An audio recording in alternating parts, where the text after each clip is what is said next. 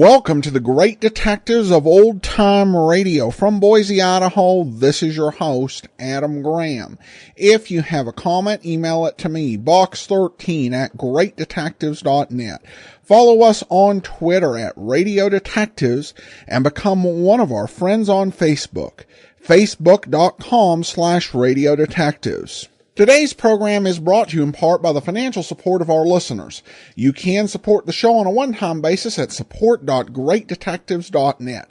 Also at greatdetectives.net this weekend, I continue my countdown of the best of the Rathbone Bruce Sherlock Holmes films. You can get all of my reviews automatically sent to your Kindle, and you can try that service out free for 2 weeks. Just search for Great Detectives of Old Time Radio in the Kindle store. All right, well, now it's time for today's episode of Dragnet. The original air date, July the 3rd of 1952, and this one is The Big Trio.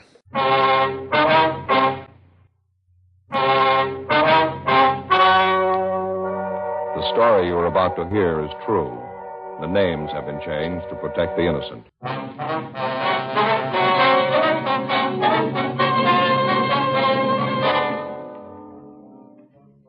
You're an investigating sergeant.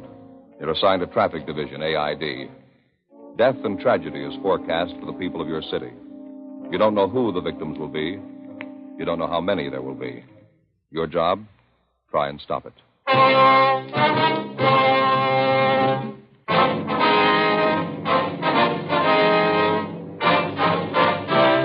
Dragnet, the documented drama of an actual crime. For the next 30 minutes, in cooperation with the Los Angeles Police Department, you will travel step by step on the side of the law through an actual case transcribed from official police files. From beginning to end, from crime to punishment, Dragnet is the story of your police force in action. It was Thursday, July 3rd. It was warm in Los Angeles. We were working the night watch out of Traffic Division, accident investigation. My partner's Frank Smith. The boss is Deputy Chief Caldwell. My name's Friday. I was on the way back from the scene of the accident, and it was 9:42 p.m. when I got to Georgia Street Receiving Hospital, second floor, treatment room 5. Joe? Hi. How's it going? Not too good. How are they? Bad, all four of them. Girl who was riding in the front seat, both legs crushed. Oh, no. Talking to Doc Hall, nothing he can do. Gonna have to amputate.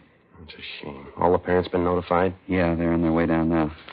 Cigarette? Yeah, thanks. I got a match. All right, thank you. Still touch and go with the kid who was driving, the Wheeler boy. Doc doesn't give him much of a chance. Possible to get a statement from him? No, still unconscious. They get pictures of the wreck, all right? Yeah, they did. The car the kids were in laid down 207 feet of skid marks. From the condition of the car, it's a wonder any of them are alive. Not a straight piece of metal in the wreck, Frank. How about that couple in the sedan they sideswiped? Doctor isn't sure. Both have internal injuries. Woman's right leg is fractured. Man has a possible concussion. Lousy thing. Every one of them's old enough to know better. What made them think they could get away with it? Oh, hi, Doctor. Friday? Any change, Doc? Which one you mean? The Wheeler boy? No, still the same. The other 3 kids are doing a little better. It's a shame. None of them are more than 14, 15 years old, are they? Both the girls are 13. The Wheeler boy's 16, the other boy's 12. Yeah. Pretty young to be out alone burning up the streets. How'd it happen? Well, one of the girls told us that the Wheeler boy picked up the 3 of them about 8 o'clock tonight. Asked them if they wanted to go for a ride in his father's new car. Well, they thought they were going down to the neighborhood drive-in for a Coke. Yeah. Well, the girl said they drove around the neighborhood for a while. Wheeler boy was bragging about what a good driver he was, how fast the car'd go. Kept telling the kids that he could drive as fast as his father did. Yeah. From what I hear, it's too bad you can't hold the father. Yeah, it's pretty obvious he didn't set much of an example. Well, the girl told us that the Wheeler boy drove down to the highway. She spotted a police car behind him and told the Wheeler kid to slow up. He said something like, "My father outran a cop the other day. If he can do it, I know I can." Well, the kids pleaded with him to pull over and stop, and he wouldn't listen. Told him to shut up and hang on, that he'd show him some real fancy Had driving. to chase him more than 19 miles, Doc. Car in pursuit radioed in for help. We tried to block off the intersections ahead of them. They were just going too fast. How'd the boy crack out? Sideswiped the sedan with that old couple in it. Lost control of the car, went into a skid. The car hit the curb, blew a tire, piled head-on into a parked truck. The impact drove the engine of the truck right back into the cab. I never saw anything like it. The car the kids were in is almost broken in half. Well, I've done everything I can for him. I'll keep the Wheeler boy in the critical room. Nurse is in there with him now. I'll move the other 3 back into the ward. We want to make our report, Doc. You got an empty slip on it? Yeah, I just finished it. It's right in here. Thank you. You know, I got a 16-year-old boy, Friday. Every time I make one of these things out, I say a prayer. Yeah. Hope they never have to make one out for my boy. Well, excuse me. I better go back in there and check on that youngster. All right, Doc. Thanks. Look at this MT, Frank. Everything in the book. What's that? Listen. Grace Andrews, 13 years, occupation, student. Fractured jaw, teeth knocked out, facial cuts, internal injuries, crushed pelvis, and shock. Here's the next one. Nancy Haynes, 13 years, occupation, student. Deep facial cuts, compound fractures of the right and left legs, crushed chest, possible concussion and shock. The other boy, Walter Stewart, 12 years, occupation, student. Deep facial cuts and contusions, shock and possible concussion. Fractured ribs, possible puncture of the left lung, left hand severed above the knuckles. Here's the slip from the Wheeler boy. Charles Wheeler, 16 years, occupation, student. Crushed forehead, possible spinal fracture, both legs broken. Fractured ribs, broken pelvis, deep facial cuts, severe internal injuries, and shock. My name's Wheeler. Where's my boy? What have they done with him? All right, take it easy, Mr. Wheeler. Doctor will be out in a minute. I don't want the doctor. I want to see my boy. Where is he? What happened anyway? Would you keep your voice down, please? The doctor will see you in a minute. He's with your son now. Who are you? What do you know about it? Police officers. Your boy had an accident. We're investigating I it. know he had an accident. They already told me that. Whose fault was it? Who ran into him? Nobody ran into him, Mr. Wheeler. The accident was his fault. What do you mean it couldn't have been? That boy's a good driver. I taught him myself. Would you keep your voice down, please?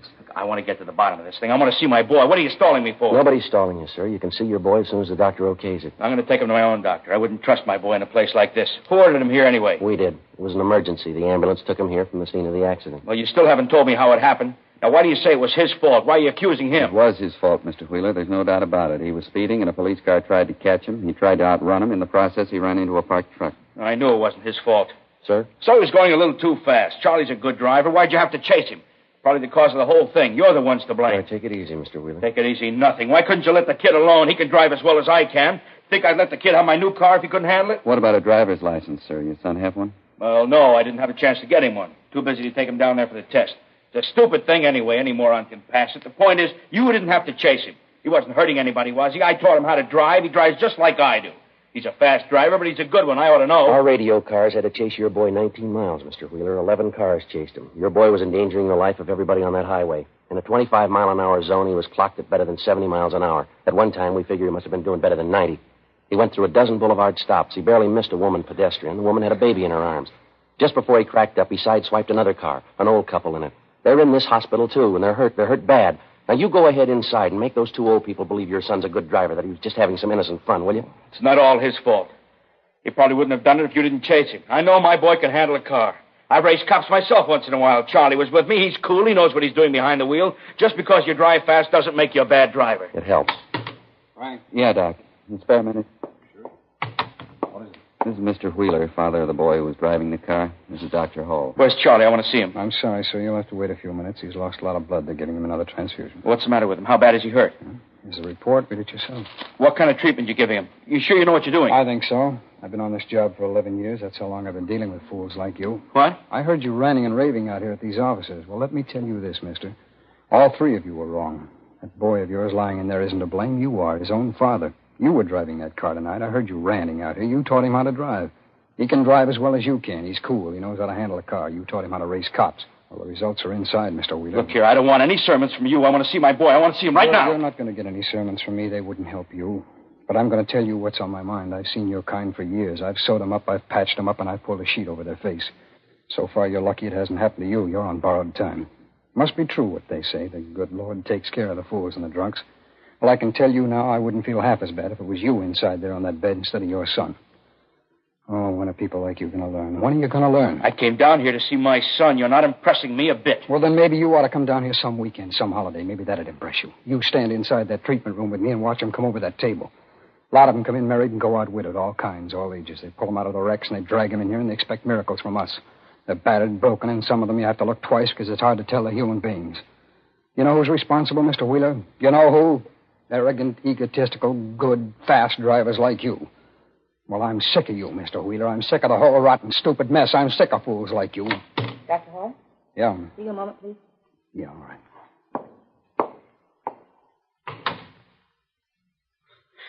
Sure makes himself out an expert, doesn't he? He preaches to everybody who comes in here? No, matter of fact, he's usually pretty quiet. Well, what's the matter with him? Get out of the wrong side of bed? Maybe this will explain it. He's got a 16-year-old boy of his own. What's he beefing about? It's my kid that's hurt, not his. Every kid he treats is his. Mr. Wheeler. Is it all right? Can I see Charlie now? Yeah. Thanks. I'm sorry about everything, Doctor. I really am. I'm sorry. So am I, Mr. Wheeler. Your boy's dead. When George Wheeler recovered from the initial shock of his son's death, we told him it was necessary that the body be removed to the county morgue, where an autopsy would be performed the following day. After that, his son's remains would be available to a mortuary of the family's choosing. Frank and I drove back to the office where we filed a 311 dead body report on 16-year-old Charles Wheeler.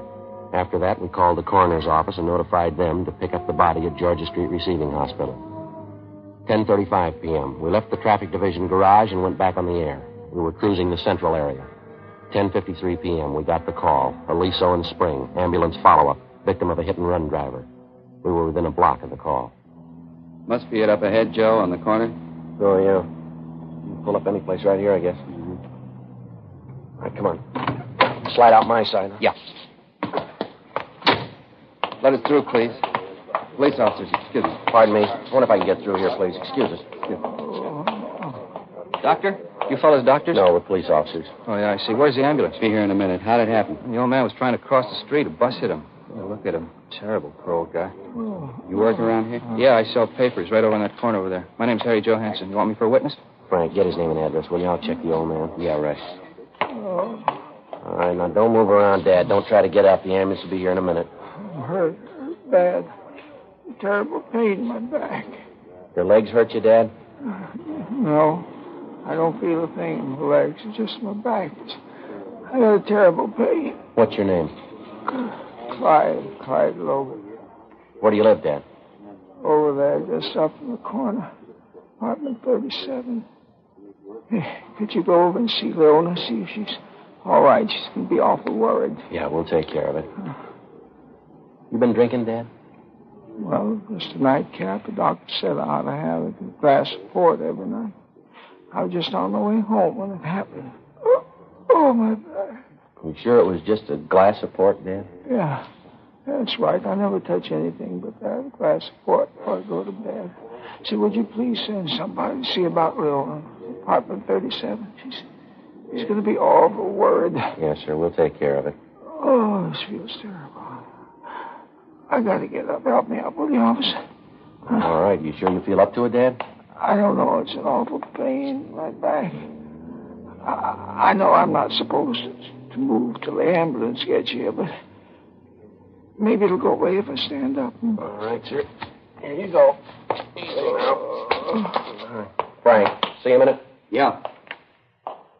Cancel the ambulance, will you? We won't need it. Cancel it. Call the wagon. Yeah, all right. I'm going to get help, Sergeant. Are they coming for me? Yeah, you're going to get help, Dad. It's on the way. I come to the corner here and I started to cross over. And what do you think? Right out of nowhere, this big red bus come up the street. Must have been going 60. Hit me and kept right on going. I thought for a minute there I was gone for sure. Did you say it was a big red bus? Red or blue? What's the difference? They run me down. Oh, look at that. Get the ambulance quick. Look at that. What's that? My shirt front here. Look, it's all red. It's blood. Get some help. I'm bleeding to death. Get some help. Oh, there's a sharp pain in my ribs. Let's take your coat off here. That's the idea. That's better. The pain's gone now. Yeah, well, I don't know what your blood type is, Dad, but you're bleeding port wine. Oh, no. Worse than you thought it was, Dad. You broke your bottle of port. It's all wrapped up in papers, too. It's a wonder how it happened. Just look at my brand new shirt, all that good wine. Joe? No, I canceled the ambulance, called communications for the wagon. What's the score? Say, would you please send somebody up to my place to see Leona? It's apartment 37, building right up in the corner. Please look after Leona. Yeah, we'll tell her, Dad. Oh, say, when you see her, would you please give her this? What's this? Piece of liver. Leona just loves liver. I didn't know you were married, Clyde. When did that happen? I'm not married. Well, then who's Leona? That's my cat, the best friend I got in the world. Say, where's the ambulance? No, there's not going to be any ambulance, Dad. We got a car coming instead. But I'm a sick man, Sergeant. I need an ambulance. You're a hit-and-run victim every time you get enough port wine, Dad. I don't know what you mean. It's a glass of port every night. That's all I ever take. What time do you think it is now? Time? I don't know. I went over to Jack. It's about 8 o'clock. Must be 8:15, 8:30. Why? It's 10 minets past 11, Dad. You're overdue. I don't get it, Joe. What's the pitch? Don't you know him? Clyde Logan. Got an arrest sheet as long as your arm. Somebody down at Central tagged him with the name Hit and Run Logan. He's a town character. Well, what's the idea of the hit and run story? Oh, he likes attention. Every time he gets loaded, he likes to ride in an ambulance with the siren wide open, so he lays down in the street, pretends he's been hit. I see. Every city's got at least one of them, I guess. Some of them turn in fire alarms. Some of them confess to murder. Some of them just beat their wives. Clyde likes to be a hit and run victim. See, what are you going to do? You're going to lock me up? No choice, Dad. I suppose not. Say, would you talk to the jailer and see if I could get my old job back? I mean, you know, anything in the kitchen. I like to work in the kitchen. Yeah, all right, we'll talk to him. And now, just one more thing. Yeah? Would you go see Jackie Martin for me? Place right up the street there. You know, you see the sign there? Yeah, uh-huh. Jackie's old-time wine shop. That's the place. Well, you go in there and you ask for Jackie. You tell him that I sent you, see. And you can say that he's not going to get any more of my business. You tell him I won't even pay him what I owe him. Well, what's the matter, Dad? Why are you mad at him? Well, I got good enough reason. All the trade that I've given him and all the money I spent there, a double-crosser. He can't keep customers that way, and he'll find that out. What do you mean, Dad? Well, look, right here on the sidewalk. Yeah? Jackie Martin, him and his cheap bottles.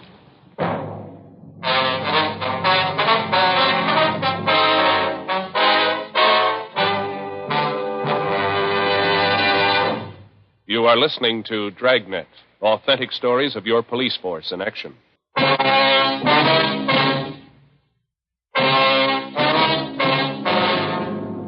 Thursday, July 3rd, 11:30 p.m. There was still half an hour to go before the July 4th weekend even started. But in the last 7.5 hours, Central Traffic had answered 13 major accident calls. 4 of them were fatalities. If it was any indication of the next 72 hours, the 4th of July weekend was due to spell death and tragedy for more people than we figured. 12:10 a.m., we received another ambulance follow-up call, this time at 11th and Georgia. A young couple on a motorcycle trying to beat the stop signal had crashed headlong into the side of an eastbound bus. One was taken to the hospital, one was taken to the county morgue. 12:20 a.m. After taking care of the necessary reports, we impounded the motorcycle. The next half hour was fairly quiet. 12:55 a.m., we went off the air and stopped to have a cup of coffee. 1:15 a.m., we called back in service. We continued cruising the central area. At 1:48 a.m., 12 minutes before quitting time, we got a call for Wilshire and Toberman Street, an ambulance follow-up, city property damage, motor officer. 1:15 a.m., we arrived at the scene. Approximately 20 feet from the southwest corner, a police motorcycle was sprawled on the street. The front of it was demolished. About 30 feet from the motorcycle, lying face down in the street, was the figure of a man in a police uniform. All right, would you step back, please? Up on the sidewalk. Please, everybody, back up there on the sidewalk, please. Help me. Please. All right, don't try to move, fella. It's Bryant. Yeah. Hey, Mike. Mike? Tried to miss it. Couldn't help it. Take it easy now. Don't try to talk. Ambulance is on the way, Mike. Don't kid me, Joe. My chest hurts. Hey, but my collar can't breathe. Yeah, all right, sure, Mike. Come on, take it easy now. Don't move. Chasing this car. Cream convertible. Man, woman, I think he was 502. Big chase. Red light. Siren. All right, now take it easy, Mike. Relax. Other car turned right in front of me. I saw it. Nothing I could do. Couldn't stop. Turned right in front of me. Evelyn. Gonna go see her. Evelyn. She's waiting. All right, will you take it easy, Mike? Don't talk and don't move. This will work out all right. Take it easy. Joe. Evelyn. Joe. Hey, Mike. Mike. Joe, got a coat here. Slip it under his head. It'll be more comfortable. No, he doesn't need it, Frank. He's comfortable.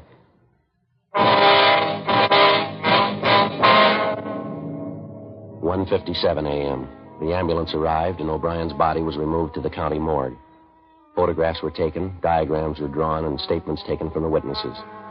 A truck from Central Garage arrived and started removing the dead officer's motorcycle. Frank and I went over and started interviewing the driver of the car, which O'Brien had collided with. She identified herself as Corrine Norton, a bookkeeper at a South Los Angeles defense plant. I was making a left turn, that's all. Next thing I knew, he hit my car. You can see what he did to it. Who's going to pay for the damages? We can talk about that later, Miss Norton. Our first concern is we'd like to find out what happened. Well, there's nothing to it. I already told you. This cop ran into me. There wasn't anything I could do. Would you start from the beginning, please, and tell us exactly what happened? From the beginning of what? I told you. You ran into my car. What more do you want to know? Sorry it happened, but I couldn't help it. Look at my car. How am I going to get to work in the morning? Will you please tell us what happened here, miss? Just as near as you can remember. Well, I was going down this way on Wilshire on my way home. I started to make a left turn onto Toberman, and this cop on the motorcycle drove right into me. Wasn't anything I could do. His fault. I couldn't help it. Could we see your operator's license, please? Certainly. Let's see it. Here's someplace. Yeah, here it is. All right, you want to read it off, Frank? Yeah. California operator's license number B208-927. Okay, got it. Corrine, Corinnem, Norton. 10,033 Ruth Ellen, Los Angeles. 10,033. Right. Female, 5'3.5", 123 pounds. Born February 18th, 1909. Blue eyes, brown hair. Must wear adequate glasses. Just a minute. Okay. You have your glasses with you, Miss Norton? Oh, yes, right here in my purse. I really don't have to wear them. I can see just as well without them. Were you wearing your glasses at the time of the accident? Yes, I was. I took them off right after the accident. Here they are, right here in my purse. See? Miss Norton, we understand the motorcycle officer had his red light and siren in operation at the time of this accident. Did you see it or hear it? No, I didn't hear any siren, and I certainly didn't see any red light. And when's the first time you saw the officer, ma'am? When he hit me. He seemed to come out of nowhere. He was going very fast. You say you were in the process of making a left turn. Is that right, Miss Norton?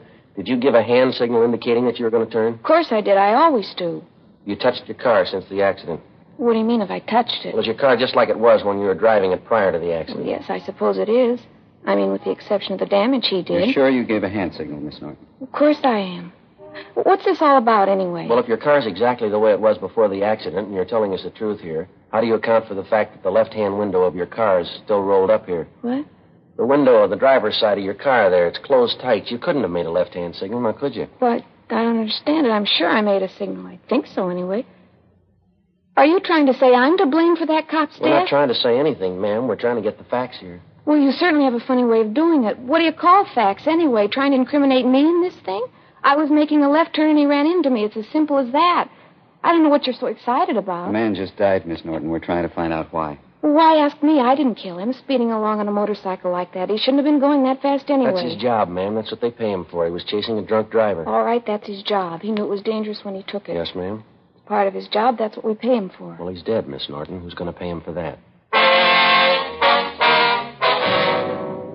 2:15 a.m. A traffic car took Corrine Norton downtown to the station where her statement was to be taken and a further investigation made.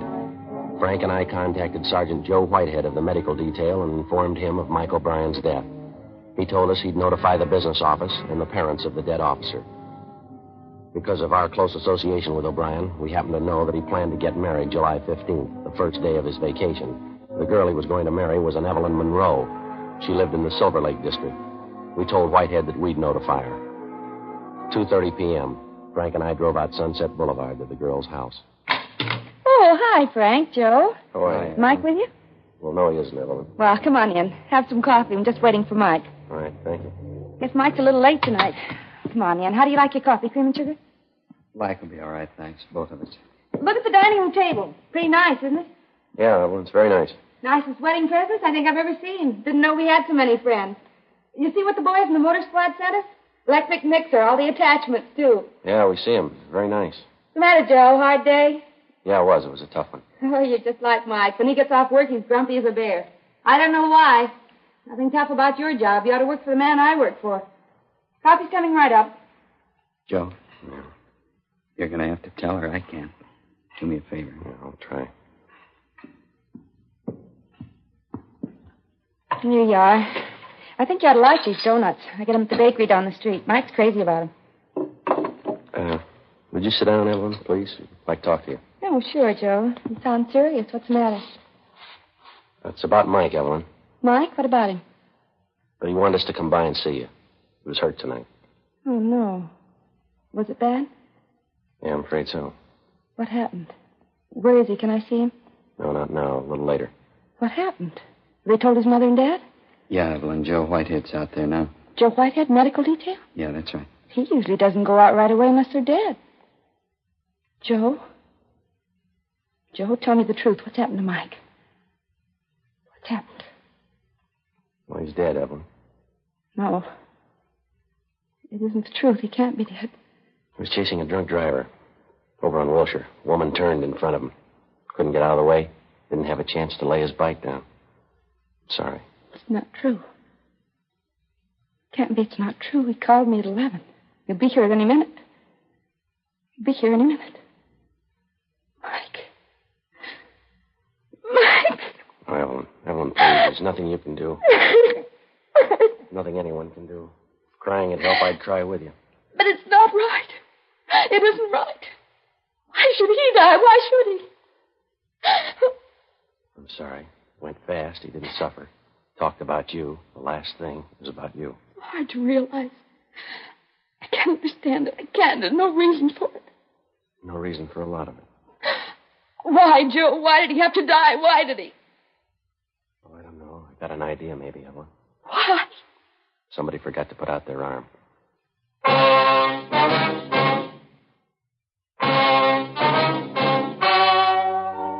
The story you have just heard was true.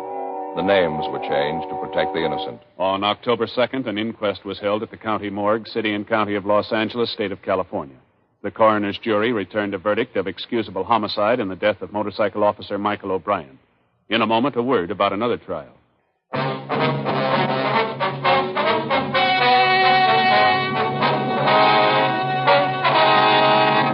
Normally, at this time, we give you the result or outcome of legal proceedings against a person or persons for criminal action.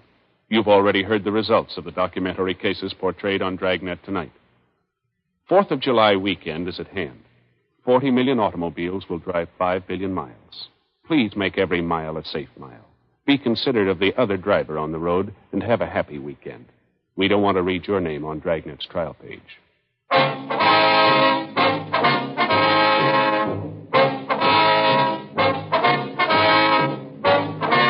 You have just heard Dragnet, a series of authentic cases from official files. Technical advice comes from the Office of Chief of Police W.H. Parker, Los Angeles Police Department. Technical advisors Captain Jack Donahoe, Sergeant Marty Wynn, Sergeant Vance Brasher. Heard tonight were Vic Perrin, Stacey Harris, Vic Rodman.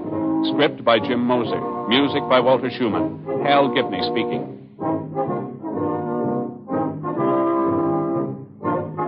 Ladies and gentlemen, you may now read Dragnet every day on the comic page of your favorite newspaper.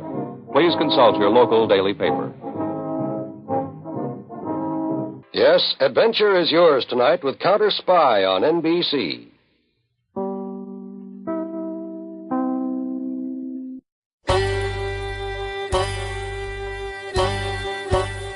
Hi, this is Andrew from OTRWesterns.com. I wanted to invite you to come take a look at our site where we put out podcasts of old-time radio westerns. Check us out at OTRWesterns.com. You're listening to The Great Detectives of Old Time Radio with Adam Graham. Now let's get back into the show.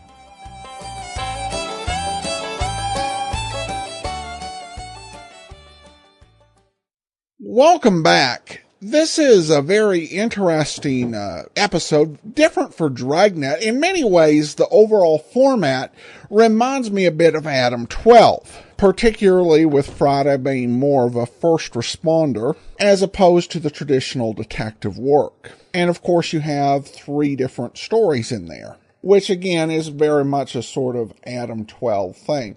And it's interesting the way that they structure it. They begin with a very serious, heavy story. And they end with one, and then they have kind of a light-hearted bit of fluff in the middle.